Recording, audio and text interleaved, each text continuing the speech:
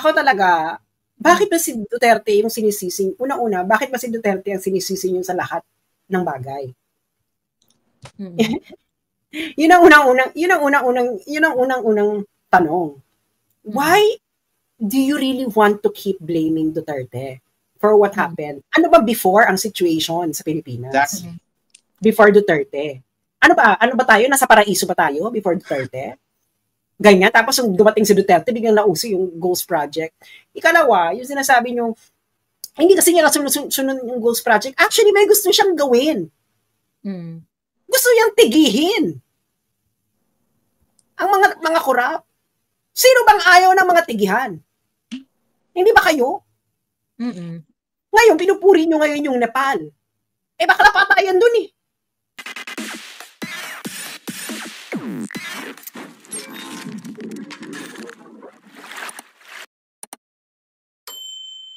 Kiko Barsaga is here daw, sabi ni ano. Aakyat ba siya? Kung Kiko, aakyat ka! Kong, umakyat ka naman. Huwag namang... Oo. Kong, umakyat ka. Aakyat ka, Kong. Pinapadala namin, Misas, yung Okada case sa kanya. Sinesend namin. Oo. Ay, umakyat ka, Kong. I-interviewin ka namin. Oo. Ayan, Kong. Oh. Ayan yung link. Kong, umakyat ka. Pag-uusap tayo tungkol sa mga andito ang pusas. Ayan. Mamili ka. Pusas, oh. Alam mo, Congressman, umakyat ka. Umakyat ka. Oo. Umakyat ka, Kong. Kung hindi ka umakyat, magaan na kami, Martin Romualdez. Martin Romualdez na susuportahan namin, charot. Ayan. So, umakyat ka naman. Alam mo, Kong, kailangan mo umakyat kasi nga, kailangan mo kasi umakyat ka, Kong, pag-usapan natin yung sinasabi ko. Di ba dapat ganun? Kasi hindi porket binoto mo si Martin Romualdez as House Speaker, it doesn't mean automatic na i-carry mo kung ano yung posisyon niya on certain issues. Hindi yun gano'n. Kailangan kasi nating matanong si Kong, no? Kasi nga, you are a breath of fresh air. Kasi, kabago-bago, alam mo, pag bago ka, kailangan nakikisama ka eh. Kailangan you're feeling the ropes. Diba? Kasi, hindi ka mabibigyan ng budget. Iipitin ng MOOE mo. Pero talaga siyang IDGAF. Kaya umakyat ka na, Kong. Huwag ka na umarte. Ayan. Ito si Attorney Trixie. Akyat. Umakyat ka na, Kong. Kasi maraming gustong tanongin ng mga taong bayan. Alam mo, Kong, ako walang pakialam kung at the end of the day, maging anti-Duterte ka. Natutuwa lang kami sa'yo kasi you are going for the jugular. No? Jugular. So, umakyat ka na. Diyos ko naman, ang dami ng mga arte. Head of the snake, eh. Went for that. Oo. Tsaka abangan namin yung speech mo sa speech Lunes. mo sa Lunes. Nako. Pasabugin mo ang internet. Ayan. Kahit di ka pa nagsuklay ko. Feeling ko si Attorney Ahmed. Ayan. Ayun, akyat na. Teka, kaso nga lang hindi niya makikita pala yung no? Paano ko ba i-pin yung, kailangan ko i-pin yung yung link? The link. Ayan. So anyway yun. Meow, makiat ka na, meow. Miss Joey, nag-rally daw si Kuya Ibi ngayon. Oo, sa Cebu, meron yata silang motorcade. Ating gabi ngayon. Di ba parang ang ni Kagadi, parang ang peg niya is neutral siya. Pero alam ko na yun, start pa lang, alam ko na alam ko na it's gonna be Kinall out namin yan ni Kuya, ni Jan Writer. We called her out. Kasi yung pagka-neutral niya, in the end, ginagamit lang yung mga talking points ni Trillanes eh. Neutral. Hindi kasi yung pagka-neutral niya, parang, narinig ko na yan yung mga narinig ko na yan yung parang neutral hanggat convenient. Tapos, naman. Yung challenge sa kanya. Tara matapang ka. Ayan, nakikita niyo yung pin comment sa Facebook? Ayan, nakapin na yung link sa Facebook. Poster daw, yung nag-join.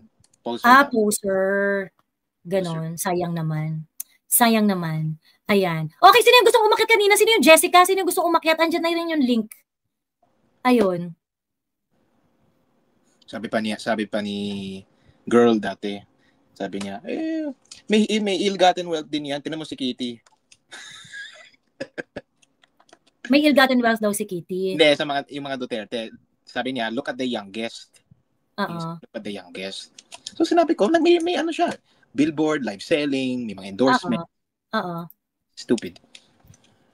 Alam mo, nakakaloka yung kita mo siya may ill-gotten wealth. Parang, ano naman tingin mo? Una-una, ano naman tingin mo? Naghihikahos sila sa buhay?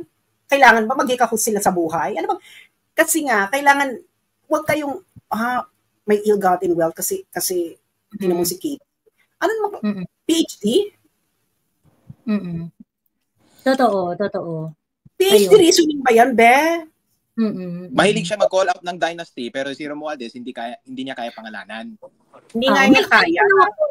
May problem kasi ako dun sa mga kunwari, sa akin walang problem. You want to criticize the policies of PRRD ng presidente? Go ahead, by all means. There's no problem, 'di ba? Hindi kayo pinipigilan diyan, okay? But the problem is, for example, bakit yung flood control problem? Bakit yung ghost project hindi naman nasolusyonan nung panahon ni PRRD? Ganon. And that kind of question is very parang very perfectionist yung approach na parang may problema, dapat masolusyonan ni PRRD. Ganon. At bakit hindi nasolusyonan ni PRRD? Okay. So, ngayon, ini-exhibit yung attitude na ini-exhibit yung attitude na unacceptable. Pag hindi nasolusyonan ni PRRD, unacceptable yon. So, ibig sabihin, ano bang tinitingin nila doon? Corrupt na si PRRD, hindi siya magaling or whatever, and all the negative remarks that would come along with it. Ganon yung magiging ganon yung magiging atake nila. They are looking at the situation incorrectly. Yes. Kasi nga parang unang-una hindi kasi ganyan yung sitwasyon. Hindi yan yung parang kailangan 100% ma-solve ni Duterte pag hindi niya na-solve hindi siya magaling, corrupt siya or whatsoever, ganyan. Kasi you have to take a look at the performance of different administrations as well. Okay. Ngayon, for me, yung ganung klaseng perfectionist na attitude, the only time that it is accepted in politics, okay? For me the only time na bibigyan ko yan ng value, yung pagiging perfectionist na yan. If you're going to do the same for each and every government official, every president at any given point at any given time. 'Di ba? So ngayon, kapag ganun yung kapag ganun ka-perfectionist sa lahat, 'di ba? O edi sige, mukhang perfectionist lang siya talaga. 'Di ba? Talaga critical lang talaga siya sa lahat. Pero if ini-nitpick mo na bakit hindi na-solve ng BBM administration, ng Duterte administration yung Ghost Project, okay? Siya na yung pinakamasamang presidente. Mali yun. 'Di ba? Because panahon ni Pinoy, may kurakutan. Panahon ni PRRD, may kurakutan. Panahon ni BBM, may kurakutan. Okay? That's just the reality. Kaya kami, mas masaya sa performance ni PRRD kasi nung panahon ni PRRD, tama yung approach niya sa problema. Hindi niya na-solve fully yung problema sa korupsyon because he understood the very nature of corruption. Okay? He understood the very nature of corruption. So ngayon, ano ginawa ni PRRD? Okay, nagkaroon siya ng shake-up sa DPWH. There were 300 DPWH officials na nakasuhan, na ganyan. I was actually surprised na ganun pala karami yan, but there were cases filed against regional director, even the former DPWH secretary was actually sued for plunder. Plunder. Mga DEs at mga kung ano-anong opisyal. Mula ulo hanggang paa, marami from mabababang posisyon hanggang matataas na posisyon. During the time of PRRD. PRRD also, ang tawag dito, fully implemented geotagging do sa mga government projects. Okay?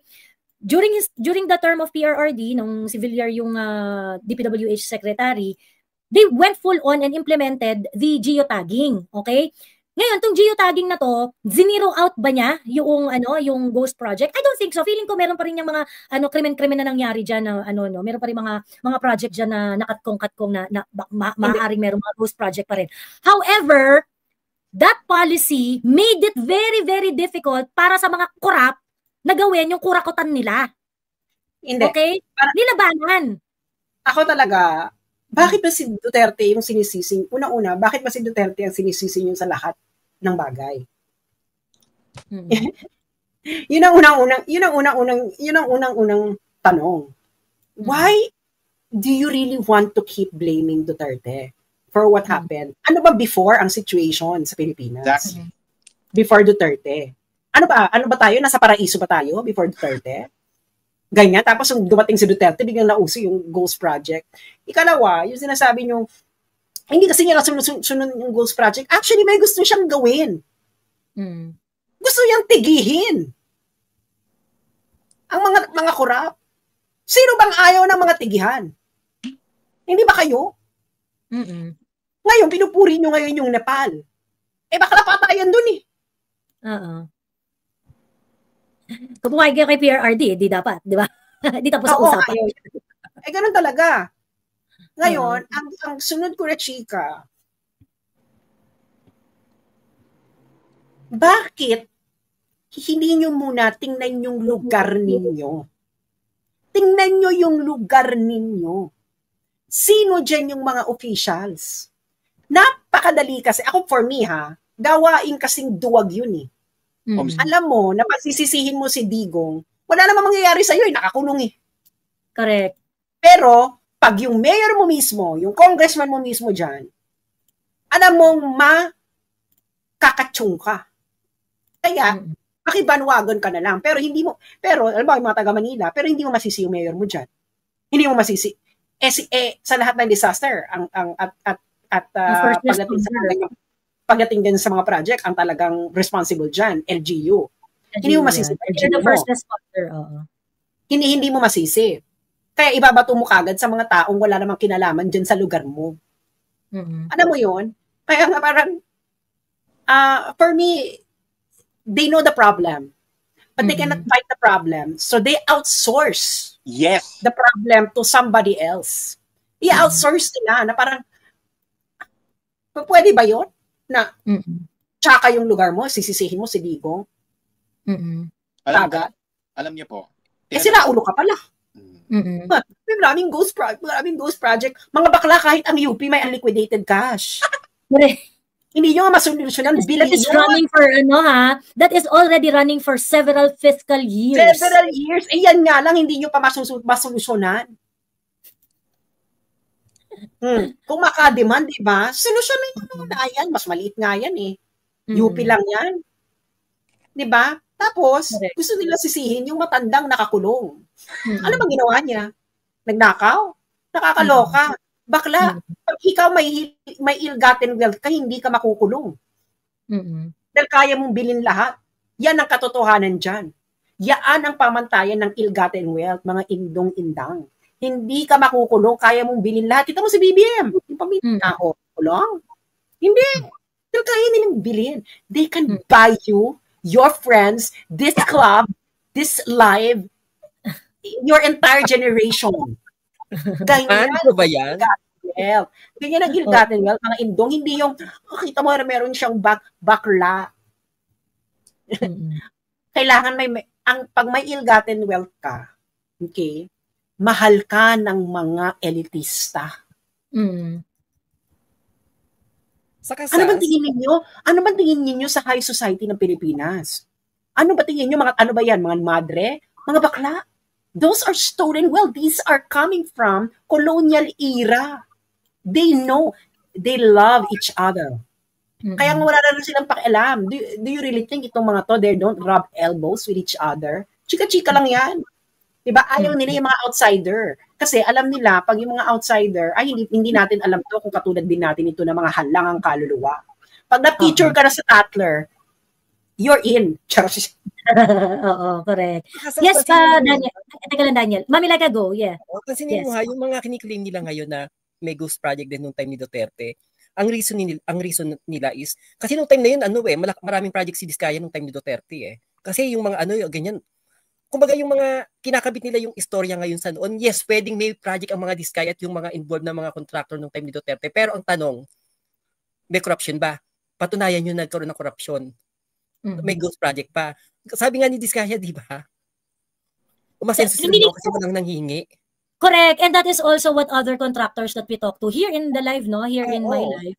That is also what other contractors were saying, na buhay ang construction business nung panahon ni Duterte. Kasi nga, hindi sila masyadong nakakatpungan.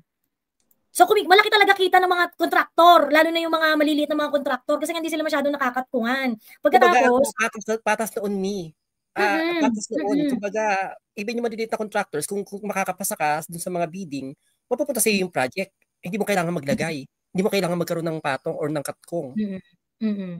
Correct. Daniel, you were saying something. Yes. Yeah, Miss Joey and Ate Sas. Tinanong namin ni Jan Writer itong si Nika. What do you mean by ill-gotten? Give us an example. Yung pinoint out niya, yung bank accounts, yung Excel spreadsheet ni Trillanes, yung 2.4 million yung bank account sa Vitas. Really? Talaga? Yung pinoint out. Sabi ko, itong disappoint naman ako sa kanya dyan. Itong recycled talking point nung 2016 election pa yan eh. Yun yung niya, yung 2.4 million bank account na walang waiver, ganyan. Nakakaloka talagang Excel. 2.4 million. 2.4 billion, sorry. Billion. Napakaboba naman. Sino yung Nika? Ano yun, yung parang up and rising content creator. So parang ang peg niya is academician, ganyan. Nagre-recommend ng mga books about politics. Kasi nagpi-PhD siya eh. Academician, pero yung ni Trillanes na nasa Excel, para sa kanya, ebidensya. Correct. At saka yung bang 2.4 billion na yun, is it a balance of 2.4 billion or is it an accumulated credit? Transaction. Accumulated transaction.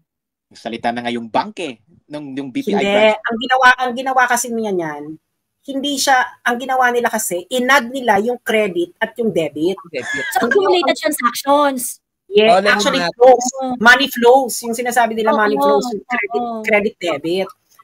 Mga bakla kayo, kahit i-add din nyo yung i-add nyo yung mga pera ninyo, bakla, maluloka rin kayo kung gaano kalaki ang accumulated transactions ninyo for 20 years.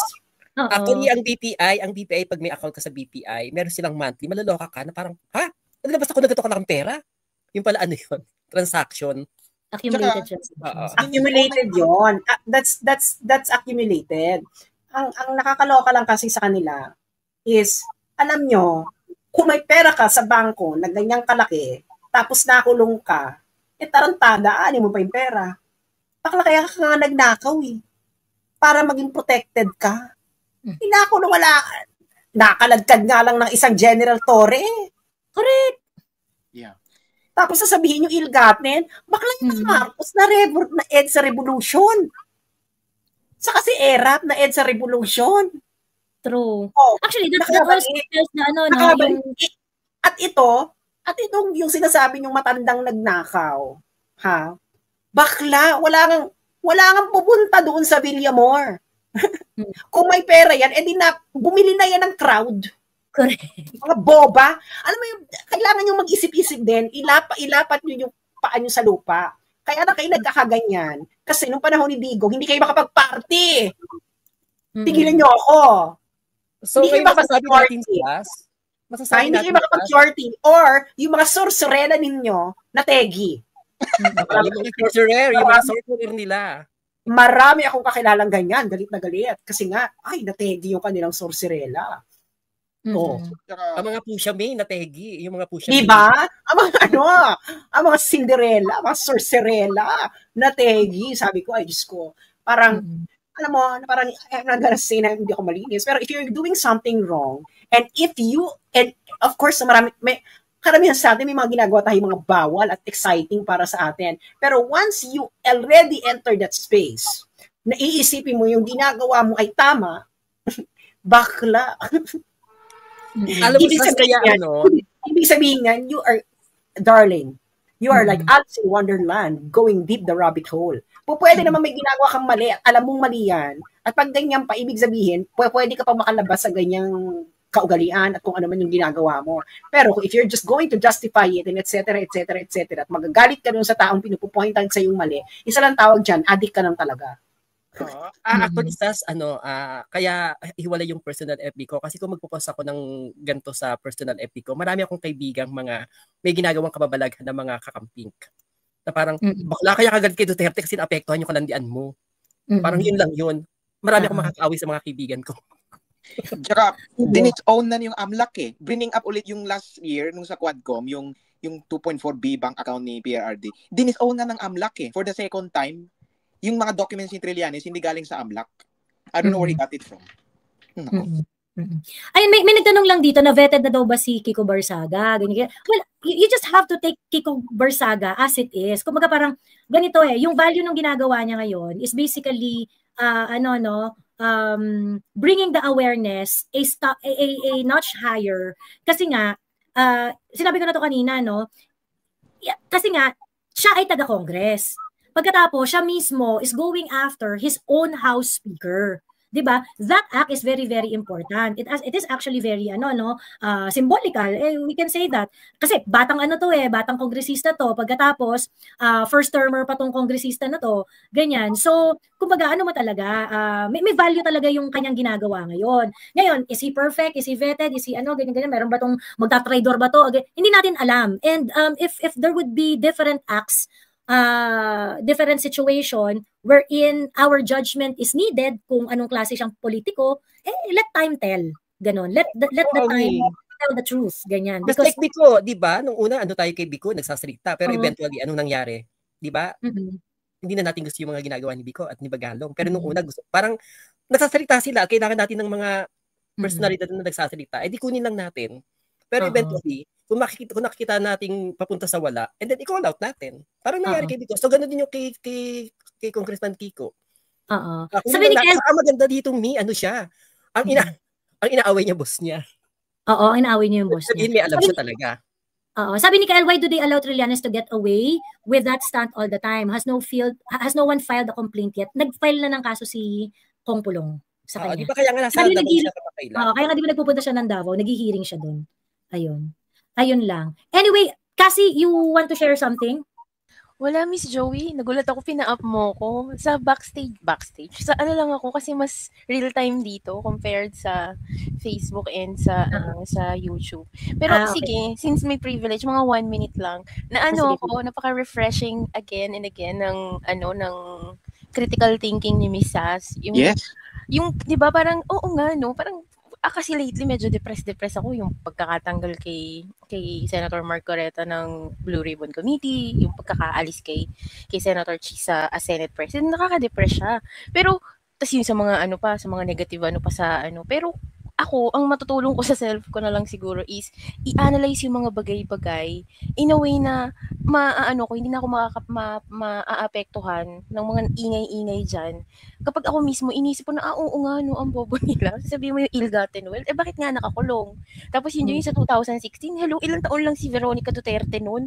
Naglalaba-laba pa nga yun ng damit, di ba? Ano pa yung musmus paslik pa siya noon? Magkakaroon ng ganung pera. Kaka-open lang ng donut business nila Miss Chelito. Oo. Diba? So parang, ano ba to? Yung, lang ako ngayon. Parang, lang ako doon. Yung yung critical thinking ni Misa. Ang problem nga kasi, yung, pagka Duterte, iba yung standard. Pero pagka politiko nila, iba rin yung standard. Yun yung problem. Kaya yun yung sabi ko na parang, actually, sa totoo lang, pwede nyo namang daot-daotin yung mga Duterte kung gusto ninyo. Kung may basis kayo, wala namang problema, di ba? I-criticize nyo ng bonggang-bongga. However, because of your desire to get ahead sa popularity, 'di ba? A lot of people would really, prefer not to tell the truth or skew the standards to accommodate yung kanilang mga bata, to accommodate yung mga manok-manok nila. Yun yung mali, no? Yun yung mali. Ngayon, of course, sinasabi nila na, ito kasi difference ng mga Duterte supporters versus nung mga iba. Sabi nila, hindi kasi kayo, fanatic kayo, ganyan. Actually, kaya nga kami lumilevel up into Dutertismo level ng pag-iisip dito. Kasi, ang tinuro sa amin ni Duterte, standard. Totoo. And that standard apply to them also. Totoo. Sandali lang ha. Gusto ko lang sabihin, ang pagiging fanatic din po, hindi lang po ito, yung dahil gusto mo yung tao, pati yung dahil sa ayaw mo yung tao. It swings both ways. Mm-mm. So you are also fanatic of your hatred. True. Mm-mm. So kaya nga you are the symmetric, you are the mirror image of the people you're calling fanatic. Mm-mm. So, gano'n lang yon. Kaya nga, Kayo nga, wala nga kayo makitang mali kay Lenny. True. Hanggang ngayon. As in talaga, Virgin Mary?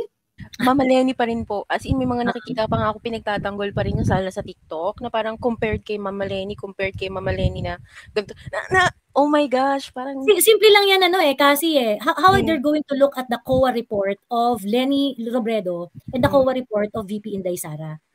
Are they taking it the same? No. At the time nung kay Lenny, they are celebrating it. Wow, grabe, achievement, galing, the best, walang dungis, talagang malinis, kasi COA report, laging unmodified opinion, ganyan. In which Inday Sara is also, achieving the same, is also getting the same, di ba? Taon-taon, 3 years na, for 3 years, di ba? Lagi namang unmodified opinion si Inday Sara. Do they consume the same information with the same gusto? No. Definitely diba? not.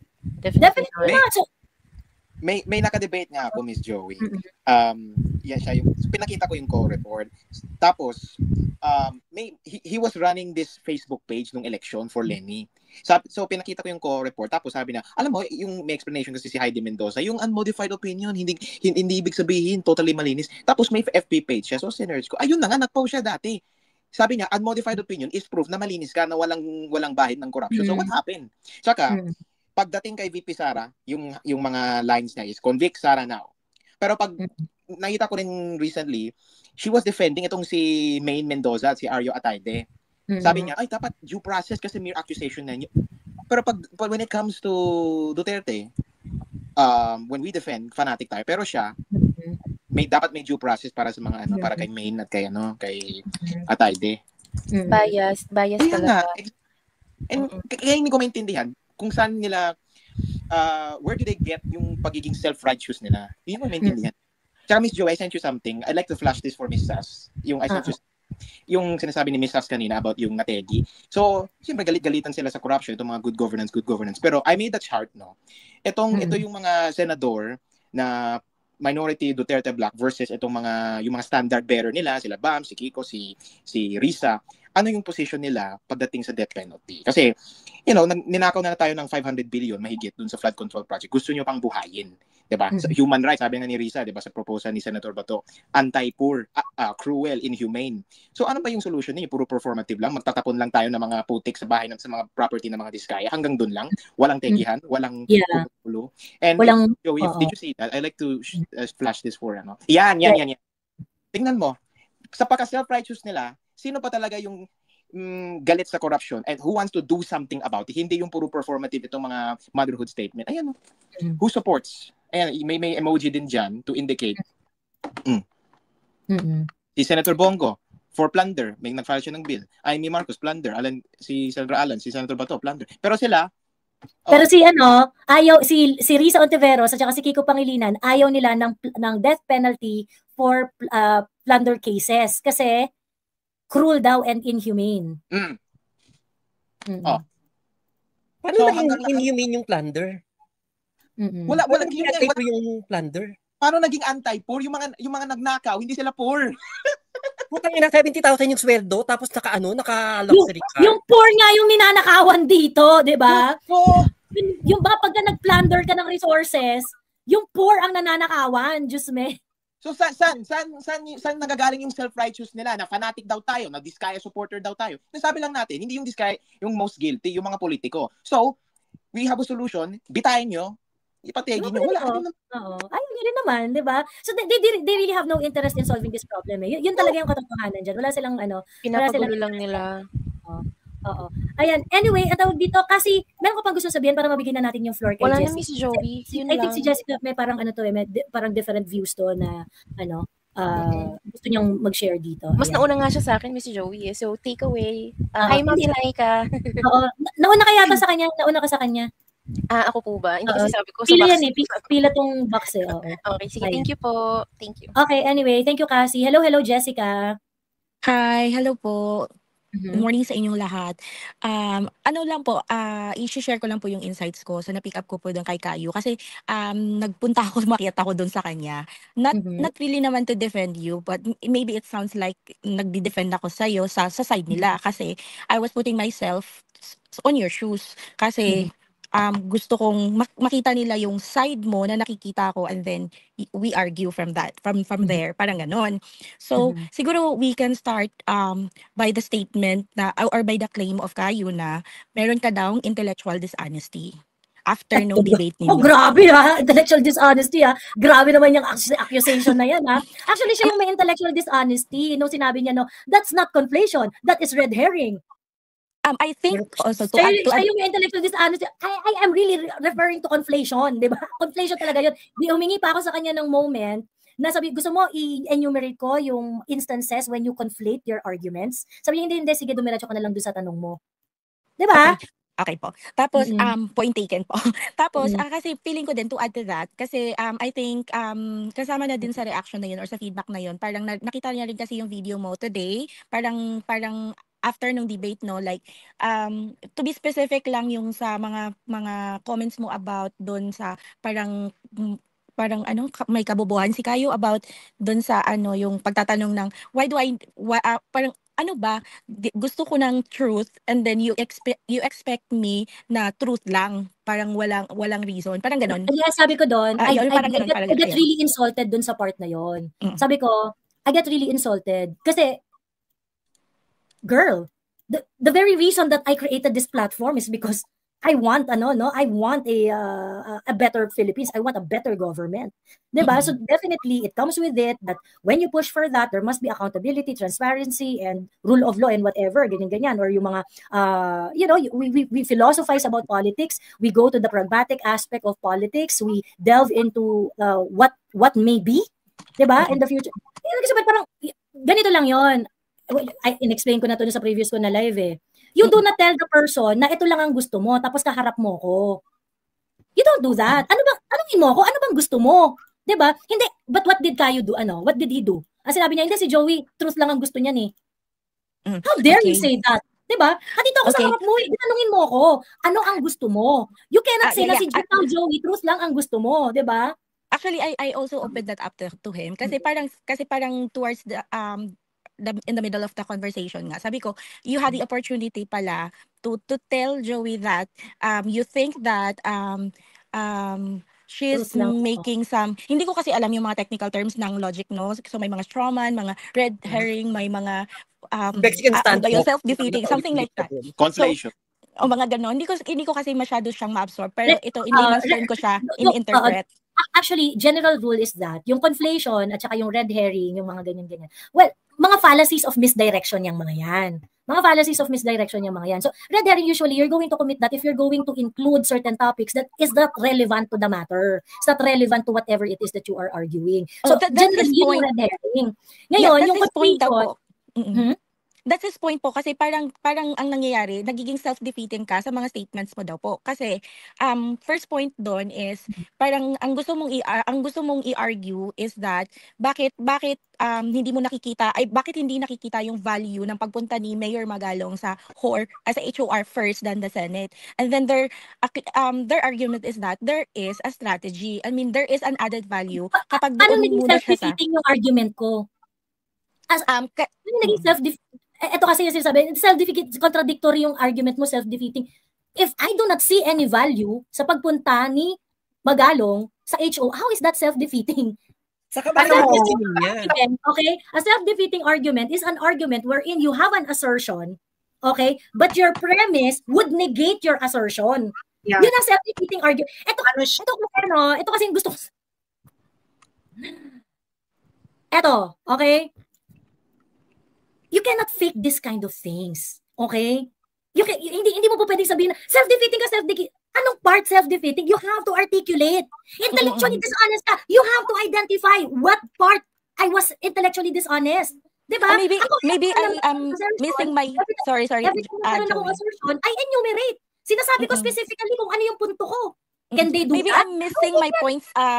Maybe I'm missing my points din, no? Pero meron kasi siyang vlog na as in dinisect niya. Kasi I think kasi during the time na nag-debate kayo, parang wala din siya masyadong opportunity to elaborate kasi parang dominating din kasi yung conversation. Like talagang more on nakakapagsalita ka than him. So parang naka-cut off siya. And then parang hindi nasusundan yung logic. So parang kahit ako din naguluhan, kaya pumunta ako sa kanya kasi gusto kong maliwanagan. Ano bang gusto mong ipunto doon sa pag-uusap ninyo ni Joey? Kasi most of the time parang yung napipick up ko na points sa kanya. So hindi ko mai-align yung point mo. So doon parang kasi nga hindi siya nag-e-explain. Ang ginagawa, kaya ako rin yung nag-e-explain kasi nga hindi rin naman siya nag-e-explain. He was asked direct questions. Pagkatapos nung binigyan siya ng moment, hindi na siya nag-e-explain eh. Sandali lang, ano bang point ng topic na to? Miss Joey. Oo. Hindi, ano bang point ng topic na to? Sandali lang. Hindi masaya si Kayo sa mga POV at point of view ni Joey. Yun lang. Hindi na nga, ganito na nga lang. Kung may strategy, we don't need to debate your strategy because it's yours, di ba? It's sa inyo yan. Una, it's your strategy. And number two, if you would like your strategy to be debated, ibig sabihin, you must be willing to accept a different perspective. Ngayon, kung ayaw mo naman, kung you're already convinced that your strategy is correct, magpakalalaki kayo. Tigilan nyo na yung pagdadada. Sasabihin mo, maganda strategy namin. Puro kayo dada, magpalagay kayo ng kipay. Pumunta kayo ng Thailand at magpalagay kayo ng kipay. Kung ang gusto nyo lang gawin, ipag-usapan yung strategy ninyo. Ito si Joey, she can talk everything else she wants dahil may kipay siya. That's the job of a woman to talk. Pero kung lalaki ka, ang ginagawa mo lang, salita ka ng salita, ay day, magpalagay ka na lang ng kipay. Di ba, Miss Laito? What happened to men? You know, if you're a man, stop talking, just do it. Kaya nga gusto namin si Bigong eh. Dahil nakakita kami ng lalaki. Saka sorry ha, yung Kayo saka yung kung sino man yan, kung kayo mga panatiko kayo ni Magalong, o di sige, kung talagang gusto niyo yung strategy niya, di sige, bakit kailangan yung mang-away ng hindi nag-agree sa gusto niyo kay Magalong? Well, I think ang pinanggagalingan nila is yung part na they think ito opinion ko lang. This is how I appreciate yung insights ko doon. Ay yung mga input. Parang ang dating kasi inaatake ni Joey, si Mayor Magalong, na ang intention naman ng tao is really for the nation, for the good. Girl, ganito yan. The intention is good. The intention is good, but we need action. Doesn't matter. Your intention doesn't matter in this world because your intention is just a neural pattern in your brain. Yes. It doesn't matter. Okay? What matters is what you can touch. What matters is what can actually hit you in the face. Okay? Wala kami pakialam. Kahit ipaliwanag mo pa yung intention mo hanggang umabot pa tayo, hanggang mag-resurrect pa tayo ng 20 times, kung wala kang ginagawa, it's just a neural pattern in your brain. So, ito lang. Okay? Tapusin na itong usapan ito. Kung lalaki ka, lumalabas tuloy ang aking pagkalalaki. Ewan ko yung mga kaklasa ko sa San Beda, no? Alam nila to. Kasi ilang beses ako nagiging leader. Alam mo, pag mga ganyan, hindi ko there's no debate. If I'm a leader, pag sinabi ko na ito na ang desisyon, wala nang debate-debate. Dahil kung gusto mo makipag-debate sa akin, dapat nakipag-usap ka sa akin during my brainstorming. Pero nakapag-desisyon na ako eh. So I don't need to defend anything because naisip ko na to. Ngayon, kung ikaw, lalaki ka, magkakalalaki ka, huwag ka nang makipag-debate kung tama o mali yung strategy mo. Just do it and let the result speak for itself. Tigilan na yan. Wala na. Ito si Jessica, babae na kasi kaya gusto mo ng chika. That's fine. Pero pag lalaki, wala nang ganun. Ask them, where's the action? Ganun ang lalaki. Huwag kang humingi ng chika. No? Do not treat a man as if he has a vagina. Okay? If you see a man, tell the man, where is the deed? That is the only correct approach to a guy. Gets me? Tama ako, mali. Ikaw, Miss Laika, tama ako, mali. Oo. May strategy mali, i-implement mo na. O kaya tahimik ka. Bakit kailangan mo ipag-debate yung strategy mo? Oo. Na hindi rin naman namin alam kung ano. May sayad ka ba? Kailangan mo nakakaalam ng strategy na yun. Alam mo, wala akong pakialam. Okay, they're gonna blame me about being sexist, but this is just the truth of it. If it's a man, you only judge him by his deed. If it's a woman, you have to ask her. Ganito lang yan. Sabi nila, ina-attack ko raw si Mayor Magalong. Bakit ko ina-attack si Mayor Magalong? Mayor Magalong is a public official. Exactly. Ulit-ulit sinasabi, Mayor Magalong is public official. Okay? That question na bakit mo ina-attack si Mayor Magalong should not be even asked. Diba?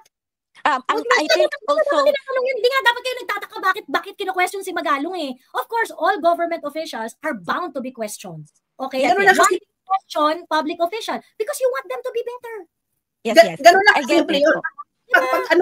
If you're in a leadership position, lalaki ka pa, all you have to ask is where is the deed. Do not ask about any intention, Diyos ko Lord. Yes, at ang napipick up ko din sa side nila is that if you attack someone, if you argue someone, or if you say something, at least be logical, be objective, which is wala daw po doon. Wala na. Kasi nga, pag strategy ang usapan, the only judge of strategy is the result. Okay. Oo, yun. Ayun, sinabi ko yun lang, tapos na. Bakit kailangan pa tayo, yun na nga naluloka ako, no? Sabi ko, nakakaloka naman si Kayo, dami naman chika. Gawin nyo na lang, and then let the result speak for itself. Ngayon, if the result was fabulous, sino ba naman hindi luluhod sa inyo if the result is fabulous? Oo, papalaka naman. Gusto naman. Pero naman kasi yun yan. Parang ganito lang yan. Kung sinasabi mo malaki ang titi mo, bakla, ipakita mo na lang. Pag makita, tutuwag kami. Pero kung puro ka chika na malaki yung bayag mo dahil hindi mo ipapakita dahil strategy, ay die. Maliit yan. Correct. So do not big dick vibe us. Alam mo, galing usas, yun na yung pinakarason doon. Tama, kung talagang magandang strategy mo, gawin mo na. Ngayon kung gusto mong dinadisect ng ututu ka, malamang yung strategy mo, ikaw mismo hindi ka.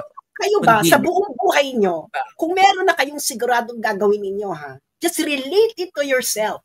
If you really believe in what you want to do you really need to talk about it to 10 people, 20 people, 30 people, and then hate on someone na sinasabi niya hindi maganda yung gagawin mo? Bakla you just do it? Dahil with Joey, bakit mo talagang bunganga ni Joey? Dahil unang-unang may kipay siya. It's her job. She's a woman. It's her job to make bunganga-bunganga. Kaya nga pag nagsalpo kasi ni Maharlika, this is like vagina fest. Wala na talaga party, di ba? Vagina party. Talaga yan. Diba? Ganun lang simple yan. Yes. Wala na mga chika-chikahan na na-hurt ang feelings. Girl, hindi yan uso sa mga lalaki. Just do it. Just do it. Wala nang pasikot-sikot. Wala na yung nasaktan or pangit, inaatake ni Joey. Strategy, you don't rely on Joey to assess it. The only real assessment of strategy is the result. Tapos lalaki ka pa, so we ask, I did. Dahil, kung ayaw mo magpakita ng result, o rin magpakita ng di, pero gusto mo i-defend the theory behind it, baka magsulat ka ng dissertation. Actually, sa totoo lang, Jessica, I already gave an exit plan nung nag-uusap kami. Sabi niya ganun, di ba ang tanong nga ni Kayo na parang, why would Magalong believe in your criticism and why would Magalong not listen to me? Sabi ko, sakto Magalong, kung maniniwala siya sa iyo, kung di siya maniniwala sa akin, wala magagawa, we agree to disagree. Diba? Okay. At that point, tapos yung usapan doon sa mga strategy na yan diba? Kasi parang meron din kasing connotation na parang bakit ganun daw mag-react ang mga DDS pag parang ang impression kasi sorry Jessica pero ang bobo na mga argument niya nung nanood ako, nasayang yung isang oras ng buhay sa walang kwenta. You don't question bakit ganyan mag-react, ganun kami mag-react sa lahat. Diyos ko po naman, that's being a cry. Hindi siya dapat yung reaction namin, namin. Those kind of bakit ganito kayo mag-react? Iyakin. That's what you call iyakin. Hello. Nakita niyo ba kung paano namin i-criticize si Bongo? Yes. Hindi, yes. Nung ed ka nga, itong dalawa si Miss Laika kasi Joey, binabarubal ako. Hindi. Baliktad. Kampi tayong dalawa nun, si Joey sa kasi Coco. Mami Laika, kampi mo si Mami Laika. Ganun ba? Hindi ko napansin si Mami Laika, sorry. Di ba? Bakit? Why do I need to pag sinabi mo sinabi ko na nga lang daw, well, let's just wait and see. Then, the proof of the pudding is in the tasting. Yeah. Wag yung, parang ganito lang yan. Kahit gaano mo ko i-convince na magaling kang kumantot, pag hindi ko nakita yan, o hindi ko na-experience, hindi ka din para paniniwalaan. As simple as that. And you cannot deprive us from that kind of di ba? Ganun lang ang kabrutal yan. Kahit magdebate tayo about logic, syllogism, etc., kung galing ka, putang ina, kung hindi ko makikita kung paano ako mantot, kung hindi mo ako nakantot, Bex, I cannot judge it, di ba? We cannot judge it, di ba? Ekis ka, ang sasabihin ko lang, drawing lang yan. Pakita mo, Diyos ko, Lord Almighty. Wag, ang chismisan, no? Yun na nga. Una-una. That's the lamest reaction na bakit OA naman kayong mag-react ganyan parang hindi kasi ang naiisip nila kaya daw ganun yung atake kay Mayor Magalong is because Mayor Magalong is a threat to VP Sara's candidacy in 2028. We're not even thinking about it. We are not even thinking about it. So nag-iisip na kayo ng 2028. Ganito lang yan kasimple, no? Ang daming sinabi, ang daming chika na okay, may 40% na congressman, etc. Bakla, pinopost namin si Mayor Magalong noon. Pinopost namin ang mga pinagsasabi niyang lahat na yon. Pero nung napunta na ngayon ng eksena, asan yung listahan? Sino na ba yung mga nakakatanggap ng 40% na yan? Hindi ba magtatanong? Ngayon, pag sinabi mo, hindi kailangan mo muna pumunta ng Congress, puta, ano ba lang ginawa mo ng 3 taon na nagdadadakdak ka na maraming kumikita? Ano yun? Anong eksena yun? Okay, the way I appreciate it. Parang ganito lang yan eh. Parang yung lalaki, pinangakuan ka ng pinangakuan na ikakasal ka, tapos nakipagdebate ka pa about the logic and etc. Bakla hindi na usapan kung kinasal ka nga o hindi. Ganun lang kasimple yun. Okay po. Kasi ang nakikita ko dito, Jessica, lahat ng ginagawa nila is hindi para sa issue ng bayan ngayon, para sa Pilipino, kundi para sa political interest nila. So, actually, yun naman yung nakikita ng kabilang side, dito sa side ng DDS, sa atin. Which is, hindi na makita nila. Dinefend ko naman din yung part na yun. Kasi, yun yung nakikita nila kasi, meron silang agenda. Yun na nga. Bakit sila iniisip namin si Magalong kay Sara? Kasi, correct. And it bolsters it bolsters my speculation that Magalong intends to go to HOR because he also has an agenda there. Kasi yung mga followers niya is also thinking about 2028 already eh. So ibig sabihin, kasi hindi yan yung part na hindi masagot nila kayo eh, di ba? Ano yung value ng pagpunta ni Magalong sa HOR aside from truth telling, ano yung kalakip na value niya? Actually, nasagot niya sa akin, Joey. That they cannot explain. Nasagot niya sa akin and explain niya. Ang explanation is that it's kasi si Mayor Magalong bilang ang background niya is PMA and then he is well trained doon sa investigation kasi yun naman talaga yung job niya, and then he even has training sa FBI, something like that. Tapos ang strategy is about mind games. So how do you confront a criminal? Wrong pa rin Jessica, okay? Because he's not gonna be there as an investigator. He's gonna be there as a resource person. So kahit hindi, sandali lang. Kulang sa kaalaman eh. Yan yung sinasabi kong kulang sa kaalaman. Hindi, sandali lang. So yun, is it what they think na strategy ni Magalong na magma-mind games siya? That's how we think. Kami. Hindi naman dinabal siya sa amin kung paano yung strategy, pero parang ang ano niya sa akin is kung paano niya ako dinala sa usapan na yun is, so if you are kunyari hindi ka isang DDS and then naniniwala ka na walang politikang involved dito si Mayor Magalong and then the intention is really good, so ano sa tingin mo yung strategy ni Mayor Magalong? So ako nag-isip ako na ganun based on Mayor Magalong's background, and then he confirmed naman, so I'm under the impression na ganun yung strategy. Okay. Again, what we're demanding, if you'd say na merong nangungurap at ilang taon mo nang sinasabi yan at wala kang mapangalanan, sinabi mo madami, kasi meron ako napanood sa kanya eh. Sinabi niya, meron niya nagsabi sa akin na merong isang kwarto, wala ng vault, ang ano na ngayon is kwarto, ang pera nasa loob. Nagre-renta na sila ng condo unit, tapos nilalagay. Anong tawag dyan? 5 by 5 feet na cash, di ba? 5 by 5 feet na cash, 1 billion. Oo. Tapos, parang, nung tinanong siya, sino? Di ba tinanong ata siya kung sino, sinabi, hindi, parang nasabi lang sa kanya or whatever, or Magalong's interview yesterday, why the fuck was James Kumar behind him? Saan yan? Pakita naman ang link. Ano yan? Ito yun. Teka May lang. governance event ata yun eh. Teka. Wait.